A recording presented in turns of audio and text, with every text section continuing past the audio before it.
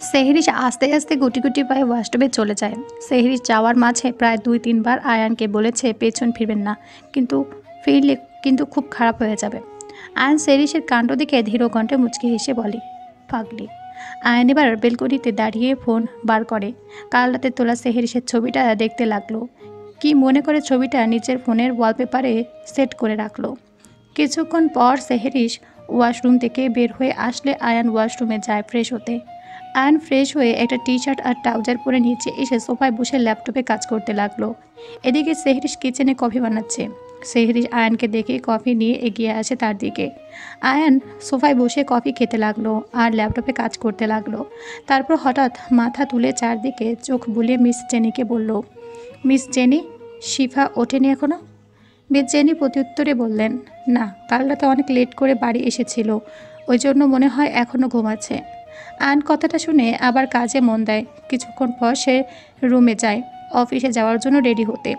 Ayaan ready হয়ে সেহরিশকে ডাক দেয়, তারপর ফোন বার করে শিহাবকে কল করে। শিহাব ঘমের ঘরে ফোন তুলে বিরক্ত কণ্ঠে বলে, এই, কে ফোন দিয়েছিস রে? তোর বউ নেই নাকি? জানিস না বেটা, বিয়ের পরে বউকে রাতে ভালোবাসতে হয়? এত সকাল সকাল ফোন দিয়ে ডিস্টার্ব করছিস কেন? আয়ন রাগী কণ্ঠে বলে, এই শালা, বউকে পরে ভালোবাসিস, আমি আয়ন বলছি। শিয়া ভয়ে তাড়াতাড়ি করে ফোনটা কান থেকে মুখের সামনে এনে দেখে স্ক্রিনে বড় বড় করে নাম লেখা আয়ান। শিহাব এবার জুহিকে ছেড়ে উঠে বসে আমতা আমতা করে বলে, জি স্যার, আসলে ঘুমের ঘরে ফোনের স্ক্রিনে নামটা না দেখেই ফোন ধরেছিলাম। বুঝতেই তো পারছেন স্যার, কালকে রাত্রে ঘুমাতে একটু লেট হয়ে গিয়েছিল। আপনারও তো বউ আছে, আপনিও তো ঘুম বোঝেন। আর প্রচণ্ড রেগে যায়। সে বলে, এই শালা, 30 মিনিটের মধ্যে যেন তোকে অফিসে দেখি। শিহাব ভড়কে যায়। সে বলে, কি বলছেন কি স্যার, কালই তো বিয়ে হলো আর আজকে অফিস? আর রাগী কণ্ঠে বলে, বেশি বকবক না করে অফিস আয়, যদি 30 মিনিটের দেরি হয় তাহলে তোর চাকরি থেকে বার করে দিব। শিহাব মনমরা হয়ে বলে, ঠিক আছে স্যার, কিন্তু কাজটা ঠিক করলেন না, বউকে কি জবাব দেবো বলেন? আয়ন বলে, তোর বউ তুই কি বলবি সেটা তোর ব্যাপার, আপাতত আমি যেটা বলেছি সেইটা শোন, না শুনলে তুই খুব খারাপ ভালো করে জানিস কি হতে পারে।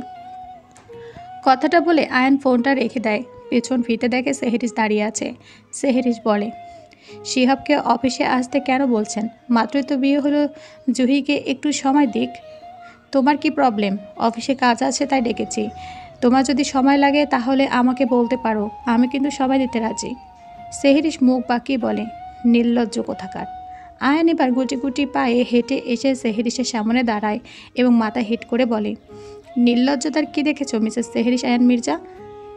কথাটা শোনা মাত্র সেহরিশের গাল লজ্জা লাল হয়ে যায়। সে মাথা হেট করে নেয়। তখনই আয়ান অজান্তে একটা কাণ্ড করে বসে। সে হঠাৎ সেহরিশের গালে একটা কিস করে। সেহরিশ আয়ানের দিকে তাকাতেই আয়ান বলে, ভয় নেই, আপাতত আর কিচ্ছু করব না তোমার অনুমতি ছাড়া। তবে হ্যাঁ, এই ছোটোখাটো জিনিসগুলো অনুমতি ছাড়া করা আমার অধিকার আছে।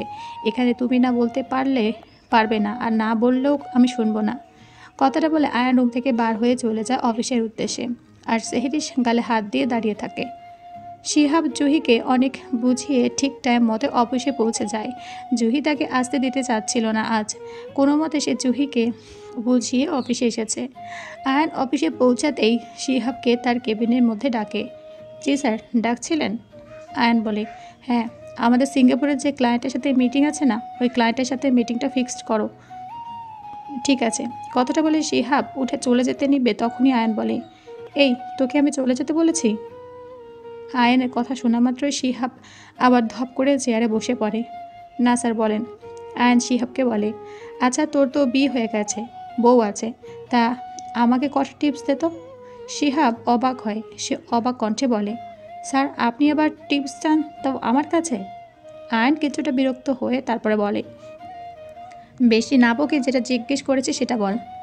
এমন কী কী জিনিস করতে হবে যাতে বউ খুশি হয়? শিহাব এবার বোকা বনে গেল। সে বলে, স্যার, আপনার বউ, আপনি জানেন সে কোন জিনিসটা পছন্দ করে, আমি কি করে বলবো বলেন? আয়ন গম্ভীর কণ্ঠে বলে, তোদের তো বিয়ের আগে অনেক দিন থেকে রিলেশন ছিল, তো তুই কি কি করতিস জুহির জন্য যাতে সে খুশি হতো? শিহাব এবার বলে, এই ধরুন স্যার, শাড়ি গিফট করা বা কোথাও ঘুরতে নিয়ে যাওয়া, মাঝে মধ্যে ফুল নিয়ে যাওয়া, এসব দিলে মেয়েরা খুশি হয়। সব মেয়েরা খুশি হয় কিন্তু বলতে পারবো না, কিন্তু জুহি খুব খুশি হতো। আয়ান হাসে। সে বলে, সামান্য এই জিনিসে মেয়েরা খুশি হয়? শিহাব বলে, হ্যাঁ স্যার, অবশ্যই আমি যতদূর জানি সব মেয়েরাই খুশি হয় এসব ছোট ছোট গিফট পেলে, তাও আবার নিজের পছন্দের মানুষের কাছে। ঠিক আছে, তুই বা যা। শিহাব চলে যেতে আয়ন ভাবনায় পড়ে যায়। আচ্ছা, সেহরিশ কি তাকে ভালোবাসে? সে তো আর আগের মতন পাগলামিও করে না, তাহলে কি সত্যি সেহরিশ তাকে ভালোবাসে? এসব ভাবতে থাকে আয়ান। বাড়ি ফেরার সময় কি মনে করে সে একটা শাড়ির দোকানে যায়। দোকানে যেতে একটা মেয়ে তার কাছে আসে। মেয়েটি বলে, কি লাগবে স্যার বলুন। শাড়ি। মেয়েটি বলে, কেমন শাড়ি নেবেন? আয়ান কিছুটা ভাবনায় পড়ে যায়। সে কোনোদিন কোনো মেয়ের জন্য আজ পর্যন্ত কিছু কেনেনি। তার একটা গার্লফ্রেন্ড ছিল কিছু দিনের জন্য, কিন্তু তাকে সে শপিংয়ে নিয়ে গেলে সে নিজের থেকে সব কিছু কিনে নিত। আয়ানের কোনো কিছু পছন্দ করা লাগতো না। আয়ান এবার মেয়েটিকে বলল, আমি এসব ব্যাপারে অত কিছু জানি না, আপনার এই দোকানের মধ্যে সব থেকে বেস্ট যে শাড়িটা সেইটা আমাকে বের করে দিন। মেয়েটি মুচকি হাসে। আপনার ওয়াইফের জন্য নেবেন বুঝি? হ্যাঁ। মেয়েটি এবার একটা লাল কালারের সুন্দর একটা শাড়ি বের করে দেখায় আয়ানকে। তারপর মেয়েটি বলে, এই শাড়িটা দেখতে পারেন, আমাদের দোকানের সব থেকে বেস্ট কালেকশন। আয়নের শাড়িটা এক পলক দেখেই খুব পছন্দ হয়। সে বলে, ঠিক আছে, এই শাড়িটাই দিন।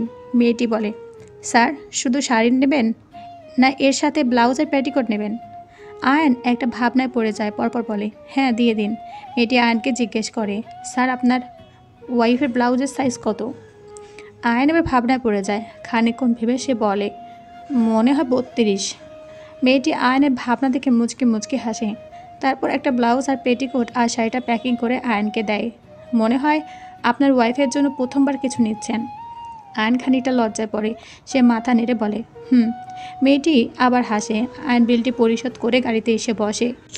গাড়ি স্টার্ট দিয়ে সামনে কিছুতে যেতে সে একটা ফুলের দোকানে গিয়ে দাঁড়ায়।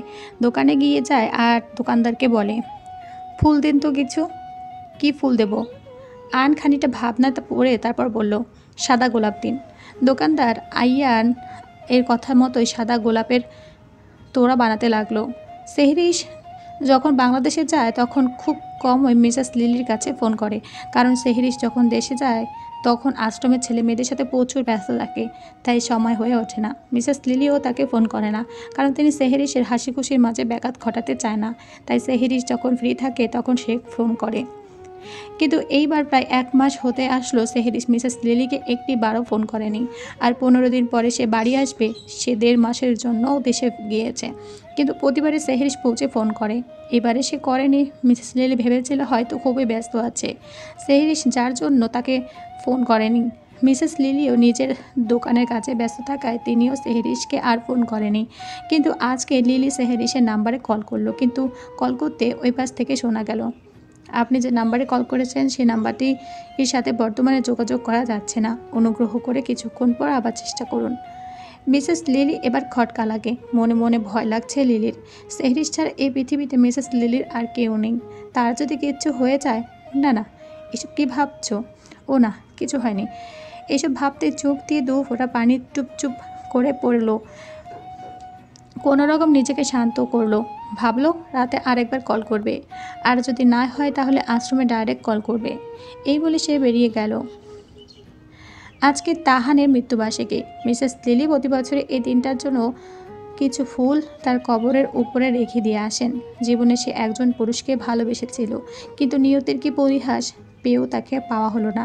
প্রতি বছরই সেহরিশ তার সাথেই থাকে, কিন্তু এইবার সে বাংলাদেশে গিয়েছে, ওই জন্য মিসেস লিলিকে একাই যেতে হবে। সে একটা ফুলের দোকানে যায়। দোকানে গিয়ে বলে, আমাকে 21টা লাল গোলাপ দেবেন? আসলে মিসেস লিলি 21টা গোলাপের কথা বলল, তার কারণ মিসেস লিলির সাথে তাহানের ভালোবাসার সম্পর্ক 21 বছর। প্রতি বছরে সে তাদের সম্পর্কের বছর হিসাবে তাহানের কবরে গোলাপ দিয়ে আসে। দোকানদার সাদা গোলাপের তোড়াটা রেডি করে আয়নকে দেয় এবং মিসেস লিলি আয়নের পাশে দাঁড়িয়েছিল।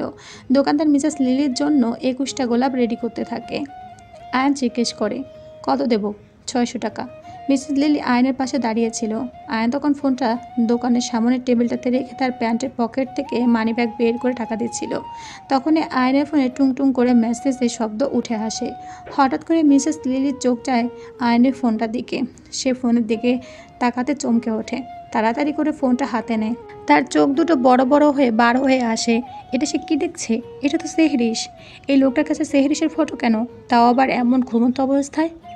আর মিসেস লিলি এর দিকে তাকিয়ে ঠান্ডা স্বরে বলে, এটা কি করেছেন আপনি? মিসেস লিলি এর মুখ দিয়ে কোনো কথা বের হচ্ছে না, তাও সে কোনোরকমভাবে বলে, এ এটা কে? অ্যান্ড ভ্রু কুচকে মিসেস লিলির দিকে তাকায়, তারপর বলে, আপনি কে? মিসেস লিলি কিছু বলতে পারে না। সে আবার তোতলাতে তোতলাতে বলে, আমি লিলি।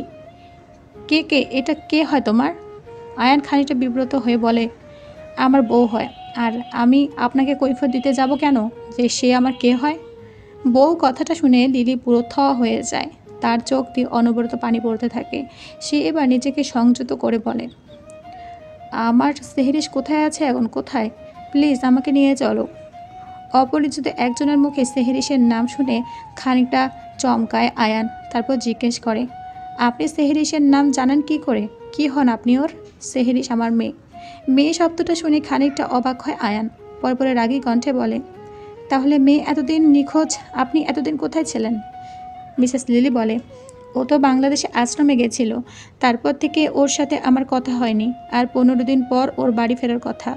কিছুদিন আগে মিসেস লিলি হার্ট অপারেশন হয়েছে। হঠাৎ করে খুব জোরে জোরে কান্না আর নানা রকম ভাবনা চিন্তার জন্য তার কথা বলার মাঝে দমের কষ্ট হতে লাগলো।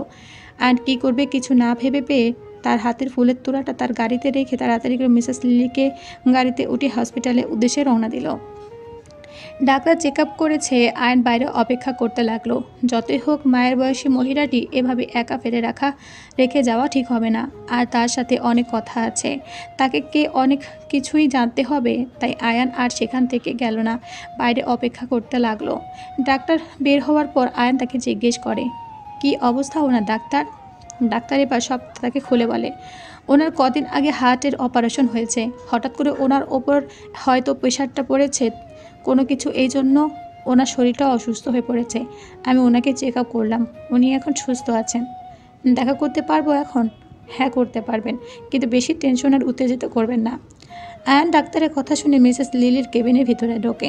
মিসেস লিলি কিছু বলতে যাবে তার আগে আয়ান বলে, আপনি প্লিজ কোনো চিন্তা করবেন না, সেহরিশ আমার কাছে আছে আর পুরো নিরাপদ আছে। আপনি অযথা টেনশন নেবেন না আর উত্তেজিত হবেন না। ডাক্তার আপনাকে বারণ করেছেন। মিসেস লিলি আয়নের কথা শুনে হালকা শান্ত হয়। আয়ান এবার শান্ত কণ্ঠে বলে, আচ্ছা, আপনি আমাকে নিজের ছেলের মতো মনে করেন। আমি আপনাকে কিছু কথা জিজ্ঞেস করব, আমাকে সেই কথাগুলো উত্তর দেবেন, কারণ আমার কিছু জানা খুবই প্রয়োজন। মিসেস লিলি মাথা নাড়ে। আয়ান এবার বলতে শুরু করে, সত্যি করে বলবেন তো, সেহরিশ কি আপনার নিজের মেয়ে? কথাটা শুনে মিসেস লিলির চোখ দিয়ে জল পড়তে লাগলো।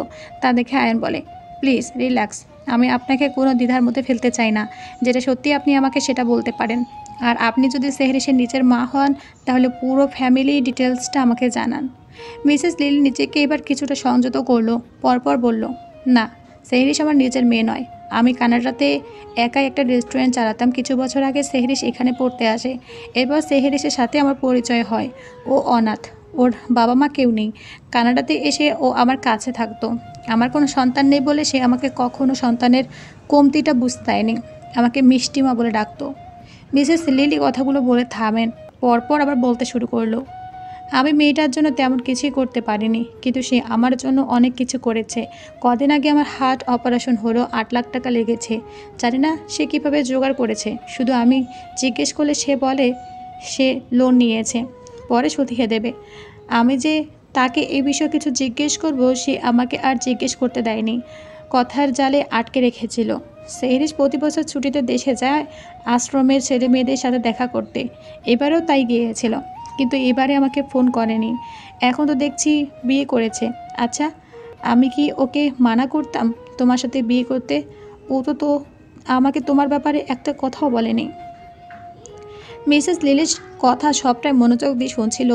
মিসেস লিলি কথাটা বলতে বলতে উত্তেজিত হয়ে পড়েছিল, তাই আয়ান সেটা দেখে ঠান্ডা স্বরে বলে, সেহরিশের সাথে আমার রিলেশন ছিল না, ওর সাথে আমার বিয়ে হয়েছে। আমি আপনাকে এ বিষয়ে না হয় পরে বলবো। আর আপনি সেহরিশের ব্যাপারে চিন্তা করবেন না, ও সম্পূর্ণ ঠিক আছে। আপনি আমার কন্ট্যাক্ট নাম্বারটা নিয়ে রাখেন।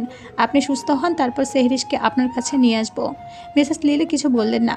আয়ান মিসেস লিলির ফোনে তার নিজের নাম্বারটা সেভ করে দেন। তারপর আয়ান ডাক্তারের সাথে সব কথা বলে ক্লিয়ার করে নেয় যে মিসেস লিলিকে রিলিজ দিয়ে তাকে যেন বাড়ি পর্যন্ত পৌঁছে দেওয়া হয়। আয়ান এবার গাড়িতে এসে বসে এক মুহূর্তের জন্য সে চুপ হয়ে থাকে। তার মাথা এখন অনেক চিন্তা ঘুরছে। আসলে সে কি খুব বড় ভুল করে ফেলেছে? হয়তো ফেলেছে। সে না জেনে সেহরিশকে এমন চরিত্রহীন বলাটা তার উচিত হয়নি। হঠাৎ করে নিজের মাথার চুলগুলো খামচিয়ে ধরল আয়ান। পরপর ভাবতে লাগলো, সে কেন বুঝলো না যে সবাই সম্মান হয় না? হয়তো সেদিন সত্যি তার টাকাটার প্রয়োজন ছিল। কেন সে বুঝলো না? কেন হঠাৎ করে তার ফোনে একটা আননোন নাম্বার থেকে কল আসে।